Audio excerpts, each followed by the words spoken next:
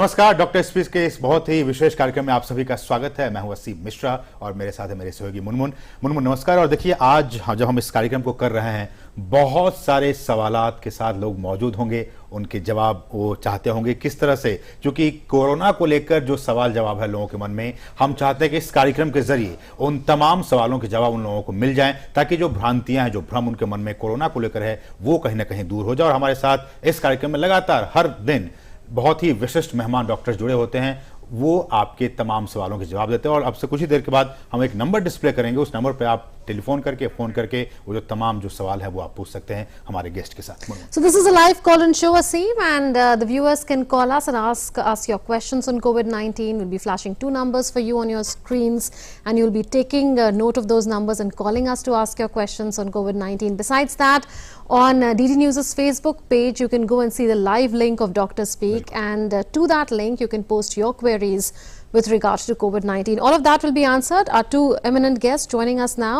are Dr. P. Sharat Chandra, Professor Neurosurgery, AIIMS, and Dr. Ghanshyam Pangti, his Professor, Department of Medicine, Lady Hardinge Medical College. I welcome you both to Dr. Speak. Dr. Pangti, I'll come to you first on what do you make of the current COVID-19 situation in the country, considering that there was a plateau of cases for 3 weeks, and after that we've seen that there has been a drop, and we are nearly half the levels of what we were in mid-September when the cases were peaking in our country. Munmun, thanks for the invitation, and I will just like to highlight the situation in India. Basically, 3 weeks back, as you said, there was a really peak in India. We were having almost 1 lakh cases per day, which was very big compared to our overall country and infrastructure. And luckily, within last 1 week, what we are seeing that the cases has come down. Now it has come to 30 to 40,000. So it is very good news for India. Although it's not that good for European countries as well as USA. They are still having a peak of up to 2 lakhs cases in USA and 30 to 40,000 plus cases in Europe, France, and everywhere. So I will say we are in a better situation compared to our Western counterparts, and we are doing very good, and we are still doing a good number of testing. It's not that we have decreased the testing. We are doing good number of testing, and we have facility available in our hospital. Our beds are not full as compared to other countries, and we are in a better shape, and hopefully with vaccine we will do much better than this.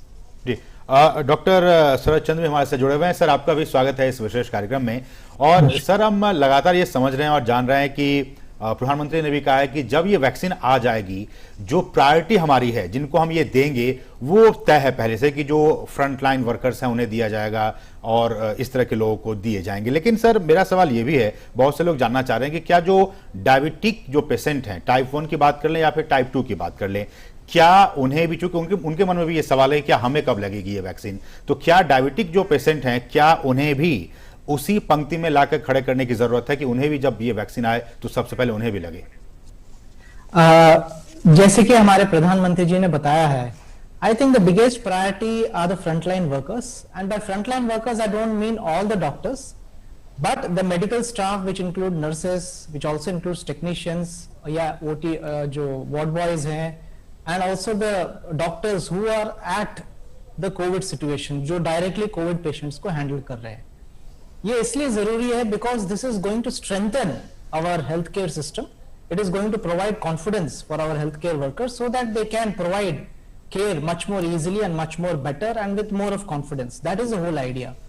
The second category obviously has to be people who are elderly, who are 65 plus, because whatever said and done, elders, they form the wisdom pool of a society. You know, we take all the principles of how the society functions from our elders only, and particularly in our Indian, as per our Indian customs, we always feel that we always get blessings and whatever we get from the elders. So the pool of elderly people, they have to be protected, and that's the reason, you know, I'm sure जैसे ही time जाएगा बाकी लोग भी identify होंगे और उनको भी बहुत जल्दी भी वैक्सीन मिल जाएगी। और देखिए एक प्रोसेस है, अगर आप देखेंगे बहुत सारी वैक्सीन आ रही हैं दुनिया में, तो आप पूछ सकते हैं इतनी सारी वैक्सीन क्यों आ रही हैं? तो the whole strategy is more the vaccine we have, more multi-pronged is approach, and better is going to be our war against this disease. That is why I believe in the next couple of months to years, a lot of vaccines are going to come up, and there is going to be enough of choice for a lot of people. Dr. Sharad Chandra, how soonest can we expect a vaccine in India, considering that Pfizer has applied for emergency use authorization? Besides that, Indian vaccines too have applied.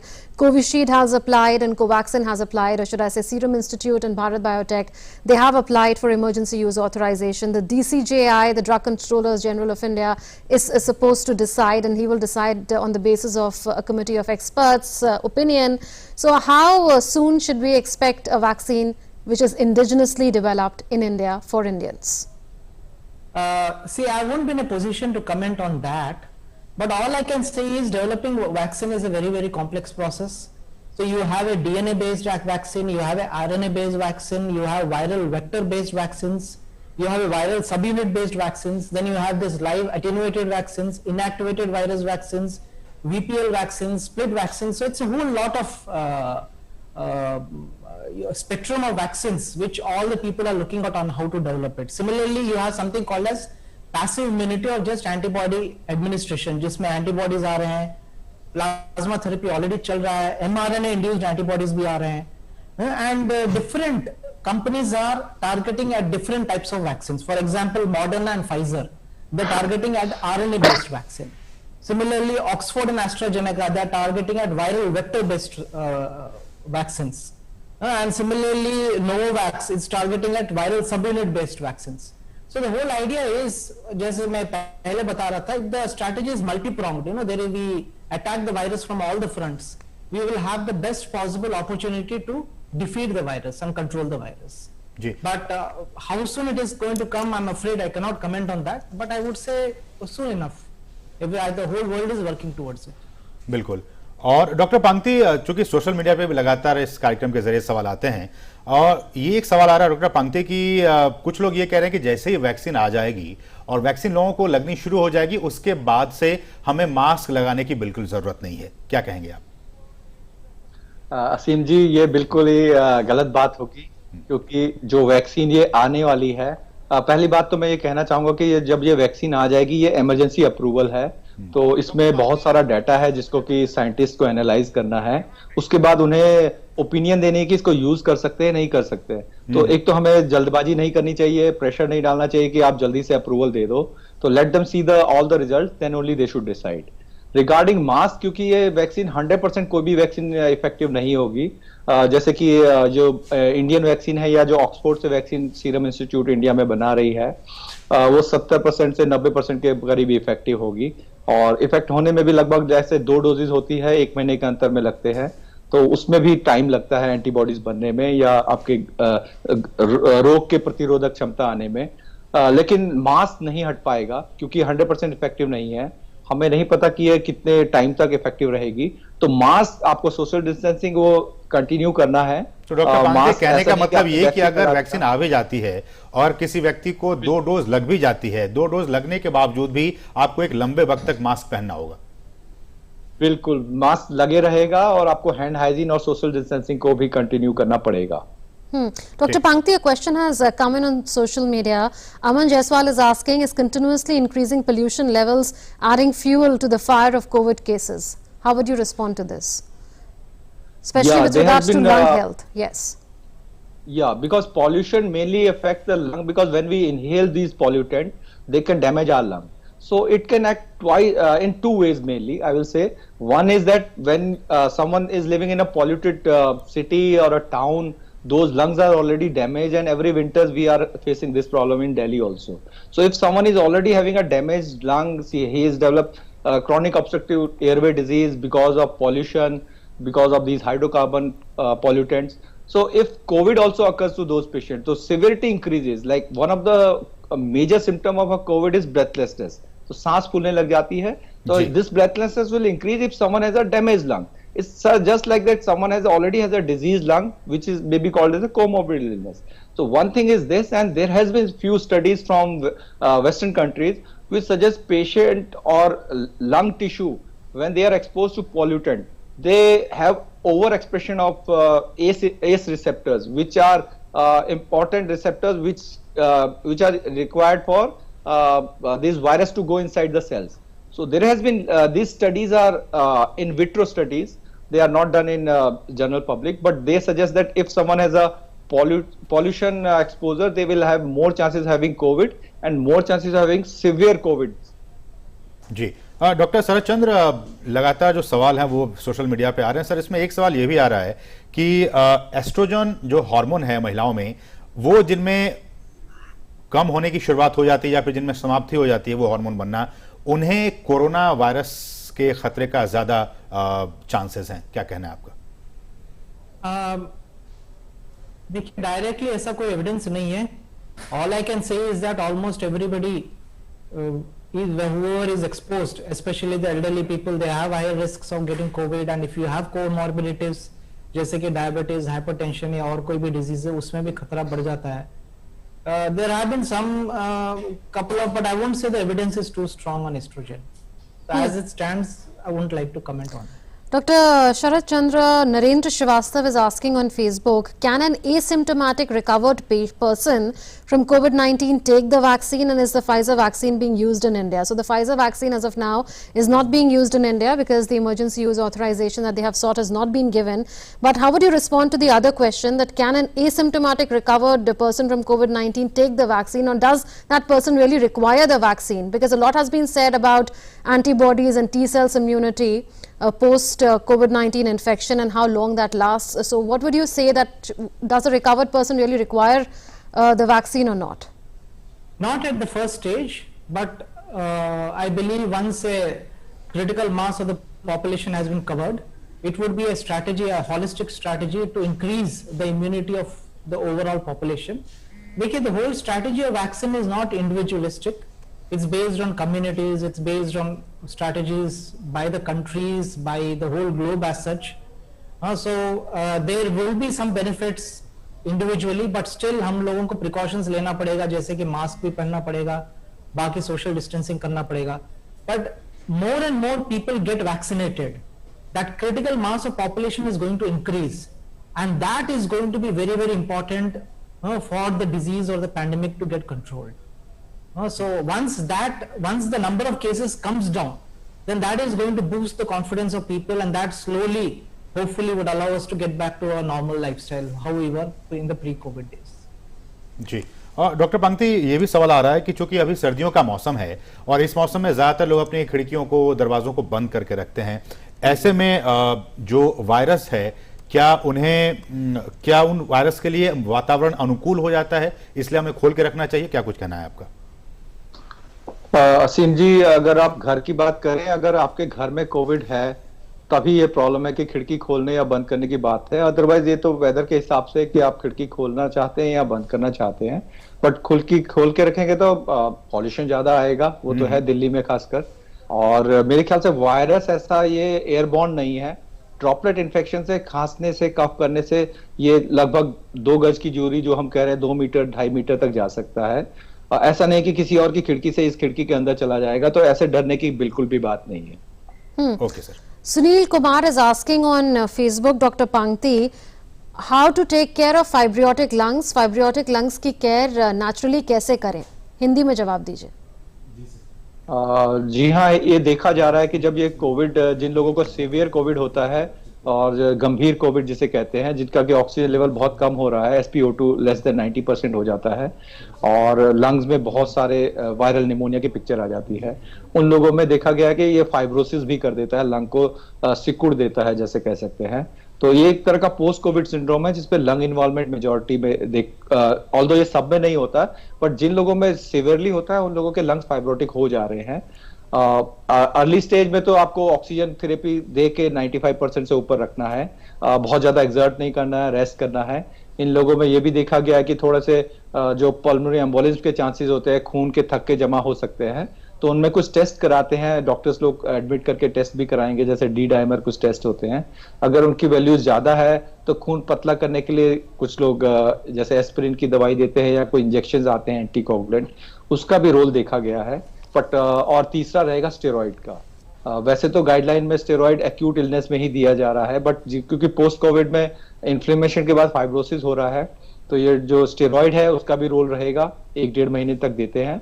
और अभी कुछ studies हो रही हैं, कुछ लोग anti fibrotic treatment भी है, बट ये सारे स्पेशलाइज्ड ट्रीटमेंट है, जनरल पब्लिक को समझाना बड़ा मुश्किल है। बट अगर किसी को फाइब्रोसिस हो गया है, फेफड़ा सिकुड़ गया है, उसको किसी स्पेशलिस्ट, पल्मोनरी स्पेशलिस्ट से कंटिन्यूअस टच में रहना चाहिए और उसके साथ इलाज कराना चाहिए। बट ये भी देखा कि बहुत रेयर इंस्टेंसेस में बहुत सिवियर फाइब्रोसिस हो जाता है, वो लोग अपना सांस को मेंटेन नहीं कर पाते हैं, ऑक्सीजनेशन मेंटेन नहीं कर पाते हैं, तो उन लोगों में देखा गया है कुछ, जैसे कि अभी रिसेंटली दिल्ली में भी लंग ट्रांसप्लांट हुआ था, 2-3 केसेस चेन्नई में भी हुए थे, तो उन केसेस में लंग ट्रांसप्लांट लास्ट रिसोर्ट रहता है, बट ज्यादातर लोग स्टेरॉइड और ऑक्सीजन थेरेपी और से इंप्रूव हो जाते हैं। ओके डॉक्टर पंक्ति, लगातार सवाल आ रहे हैं, उसमें से एक सवाल मैं एक दर्शक का ले लेता हूं एक फोन। पटना से हमारे साथ गोपाल जी इस वक्त जुड़े हुए हैं। गोपाल जी, अपना सवाल आप पूछ सकते हैं।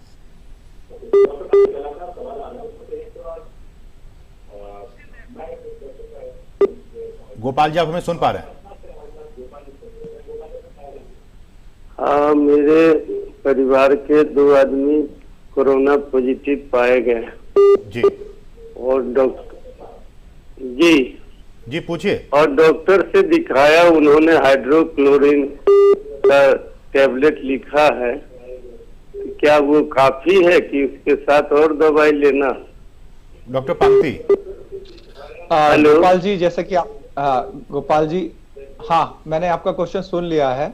जैसे कि आपने बताया था, हाइड्रोक्सीक्लोरोक्विन टैबलेट आपको प्रिस्क्राइब की गई है, लेकिन सबसे इंपॉर्टेंट रहेगा आपके जो परिवार में है उनका ऑक्सीजन सैचुरेशन कितना है। अगर वो 95 से ज्यादा है, जो पल्स ऑक्सीमीटर छोटा सा एक डिवाइस होता है, अगर वो 95 से ज्यादा है तो शायद आपको ज्यादा दवाइयों की जरूरत नहीं है, ना स्टेरॉइड की ना एडमिट होने की, आप होम आइसोलेशन में रह सकते हैं। तो बेस्ट होगा, अगर उनको बहुत तेज बुखार आ रहा है, उनकी जनरल कंडीशन ठीक नहीं है, तो अपने नियर बाई अस्पताल में जाके एक बार डॉक्टर से मिले। कोविड अस्पताल सभी जगह पे है, इवन बिहार में काफी प्रोग्रेस हुई है, तो वो देखेंगे कि उनको एडमिट होने की जरूरत है नहीं है। परिवार के सदस्य बहुत एल्डरली भी हो सकते हैं और उन लोगों को ज्यादा जरूरत है, यंग लोगों को ज्यादा सिम्टम्स नहीं हो रहे हैं।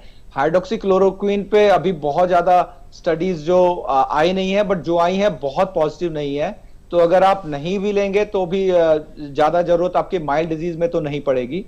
तो मेरे ख्याल से आप सैचुरेशन देखिए, जनरल कंडीशन देखिए और एक डॉक्टर से ओपिनियन ले लीजिए। बट सबसे इंपॉर्टेंट रहेगा मास्क और जो आपका घर में, क्योंकि ये एक तरह का सोशल डिजीज भी है, तो आपके 2 सदस्यों को हो गया, तो अगर आप 4 सदस्य की फैमिली है तो बाकी 2 को भी हो सकता है, तो आपके जो जिनको हो गया उनको भी मास्क पहनना है, जो बाकी लोग हो गए हैं उनको भी मास्क पहन के उनकी केयर करनी है। ओके डॉक्टर पंक्ति, हमारे साथ एक और दर्शक इस वक्त जुड़ गए हैं, उनका सवाल डॉक्टर राहुल रंजन है, जो कि वैशाली से इस वक्त हमारे साथ जुड़े हुए हैं। राहुल जी, अपना सवाल आप पूछ सकते हैं। सर, मुझे ये जानना है कि मैं अगले महीने जाने वाला हूँ दिल्ली, तो मुझे ट्रेन में यात्रा करने के दौरान क्या क्या सावधानी बरतनी चाहिए, और मुझे दूसरे स्टेट में जाना है तो क्या मुझे कोरोना के टेस्ट करवाना होगा? डॉक्टर पंक्ति। राहुल जी, ऐसा है कि जो कोरोना का जो टेस्टिंग की बात कर रहे हैं, दिल्ली में तो फ्रीली अवेलेबल है, इसमें कोई प्रिस्क्रिप्शन की जरूरत नहीं है, जैसे कि आप डॉक्टर हैं तो आपको भी पता होगा। बट कुछ स्टेट्स ने अपनी अपनी रिकमेंडेशन बनाई है। अगर आप उत्तराखंड जाते हैं तो आपको एक कोविड रिपोर्ट चाहिए, नहीं तो वो आपको आइसोलेशन सेंटर में रख देंगे। तो कुछ सेंटर, आप जिस स्टेट में जाएंगे आपको उसकी जो रिक्वायरमेंट है वो पूरी करनी पड़ेगी। आप कह रहे हैं जैसे यूपी में नोएडा से या गाजियाबाद साइड से रहते हैं, तो दिल्ली में ऐसा अभी केसेस उतने ज्यादा नहीं है, इतने पैनिक होने की जरूरत नहीं है। आप अगर सिंपल मास्क पहने जब ट्रेवल करते हैं और ट्रेन में, और इधर उधर ज्यादा अवॉइड करें कि टच ना करें, और मास्क को बिल्कुल पहने रखें, क्योंकि ट्रेन में भीड़ भी हो सकती है, और सोशल डिस्टेंसिंग तो ट्रेन में भी पूरी का ध्यान दिया जा रहा है। और मास्क को अगर ठीक से रखें, हाथ की हाइजीन रखें और बहुत क्राउडेड प्लेस में न जाएं, तो आप कोरोना से बच सकते हैं और दिल्ली में आ सकते हैं और वापस भी जा सकते हैं। There's a caller who's joined us from Delhi. आशीष हमारे साथ जुड़ रहे हैं। प्लीज आस्क योर क्वेश्चन, पूछिए अपना सवाल। Can you hear me? Yes please go ahead. Yes, I am asking, मुझे कोविड हुआ था सितंबर में, and I want to know कि कितने टाइम तक एंटीबॉडी वो रह सकती है। And my second question is, can you hear me? Yes yeah and my second question is, कई केसेस में HCQ दे रहे हैं प्राइवेट क्लिनिक वाले, और बट दिल्ली गवर्नमेंट से जब मुझे मेडिसिन दी गई थी, that contains vitamin C, multivitamin, zinc sulphate, paracetamol and gas tablet. So क्या डिफरेंस है दोनों में, and is there any kind of worries? जी डॉक्टर पांगती, आपने HCQ पे जवाब दे दिया है, लेकिन उनकी सुविधा के लिए अगर आप फिर से बता दें। और दूसरा उन्होंने पूछा है कि एंटीबॉडीज कितने समय तक बॉडी में रहती हैं इन्फेक्शन के बाद? देखिए, ये जो एंटीबॉडीज है बहुत तरह की है, बहुत ही कॉम्प्लिकेटेड है, बट मैं थोड़ा सा सिंप्लीफाई करना चाहूंगा। ये जो डिजीज है लगभग 5 से 7 दिन की इंक्यूबेशन पीरियड होता है। उसके बाद लोगों को या तो सांस की तकलीफ, खांसी या बुखार की तकलीफ होती है। 14 दिन के करीब में ये वायरस कम होके कई लोगों में नेगेटिव हो जाता है, और हम 17 दिन का टोटल आइसोलेशन पीरियड रख रहे हैं। 17 दिन के बाद जिसको माइल्ड डिजीज है, हम कहते हैं इसको कोरोना ठीक हो गया है, और कई लोगों को माइल्ड या एसिम्प्टोमेटिक पेशेंट को दोबारा टेस्ट करने की भी जरूरत नहीं है। तो ऐसा देखा गया है लगभग ये एंटीबॉडीज चौथे वीक तक आ जाती है, तीसरे से चौथे वीक। तो अगर आपको एंटीबॉडी टेस्ट कराना है, जिस दिन आपको सिम्टम शुरू हुए उसके 28वें दिन, लगभग 4 वीक के बाद एंटीबॉडीज कराने चाहिए। उससे आपको पता चल जाएगा कि आपके एंटीबॉडीज है या नहीं है। एंटीबॉडीज भी 2 तरह के IgM IgG होते हैं, ज्यादातर किट कंबाइंड कर रहे हैं। तो आप 28 दिन के बाद टेस्ट करा सकते हैं। बट अगर आपके पास माइल्ड डिजीज हुई है तो आपके एंटीबॉडीज नेगेटिव भी आ सकते हैं, बट आप उससे परेशान ना हो। ऐसा देखा गया कि जिनके एंटीबॉडी नेगेटिव भी हैं, जब उन्हें दोबारा कोरोना का इन्फेक्शन अगर हो तो वो एंटीबॉडीज बना लेते हैं दोबारा। तो अगर प्रूवन कोविड आपको है तो एंटीबॉडीज हो ना हो ज्यादा फर्क नहीं पड़ता, आपको डिजीज माइल्ड हो तो अच्छी बात रहेगी। डॉक्टर शरद चंद्र, हमारे पास समय की कमी है, एक आखिरी सवाल आपसे लेना चाहूंगा। डॉक्टर, ये शांति मल्होत्रा हमारे सोशल मीडिया पे हैं, उनका एक सवाल है कि अभी मार्केट में बहुत सारे वैक्सीन आने वाली हैं, क्या जो सबकी एफिकेसी की जो लेवल होगी वो सेम होगी, और जो कंपोनेंट्स जिससे वो बन रहे हैं क्या वो भी सबके सेम होंगे? जी, इससे पहले मैं एक और क्वेश्चन आंसर करना चाहता हूं, जो अक्सर लोगों में आती है कि हमें रिपीट टेस्ट करना चाहिए क्या, और रिपीट टेस्ट के बाद ही क्या हम कोविड पॉजिटिव, कोविड नेगेटिव या कोविड पॉजिटिव बोला जाता है। तो आजकल का गाइडलाइंस बहुत क्लियर है कि रिपीट RT-PCR में कोई वैल्यू नहीं है। रिपीट RT-PCR सिर्फ मॉडरेट या सीवियर डिजीजेस में शायद करके देख सकते हैं। कुछ लोग बोलते हैं कि CT वैल्यू से भी डिटरमाइन होता है कि एक्टिव इन्फेक्शन है कि नहीं है, लेकिन गाइडलाइंस अभी CDC से और ICMR से क्लियर कट है कि रिपीट RT-PCR का कोई वैल्यू नहीं है। और जैसे बता रहे थे डॉक्टर साहब, 17 डेज तक अगर आप आइसोलेशन में रखे हैं उसके बाद हम नेगेटिव ही मान सकते हैं। दूसरी बात आई कि वैक्सीन की सारी एफिकेसी क्या एक होगी कि अलग होगी। At this point of time we don't know. The reason is that the way they're testing the vaccines, for instance, कुछ वैक्सीन है जिनको हमने डायरेक्ट चैलेंज करके टेस्ट किया। इसका मतलब है कि अपने वैक्सीन दिया और फिर डायरेक्टली उनको वायरस को एक्सपोज किया। और जैसे मॉडर्ना ने उन्होंने ये किया कि बहुत सारे नॉर्मल लोगों को वैक्सीन करके दिया और देखा कि कितने लोगों को कोविड हो रहा है कि नहीं हो रहा है। Because methodology of testing the vaccine भी अलग अलग है, इसलिए if it's like comparing apples and oranges, इसलिए हम ये भी नहीं बोल सकते कि सबकी एफिकेसी एक जैसे है कि अलग है, क्योंकि उसकी मेथड्स ऑफ टेस्टिंग भी अलग अलग है। लेकिन ये बोल सकते हैं कि जो भी आएगा vaccine that will be well approved and I'm sure will be safe to use for most of the population. ठीक है सर, हर किसी को इंतजार है कि कब वैक्सीन आएगी, कब लगेगी। बहुत बहुत शुक्रिया यार आप दोनों ही मेहमानों का, चूंकि हमारे पास समय की इतनी कमी है। मुनमुन जी, that's it then in this edition of Dr. Speak. To those whose questions we could not take up because of paucity of time, you can ask them again tomorrow. We'll be live again from 3:30 to 4 in the afternoon. Until then, goodbye. Thanks for watching. नमस्कार।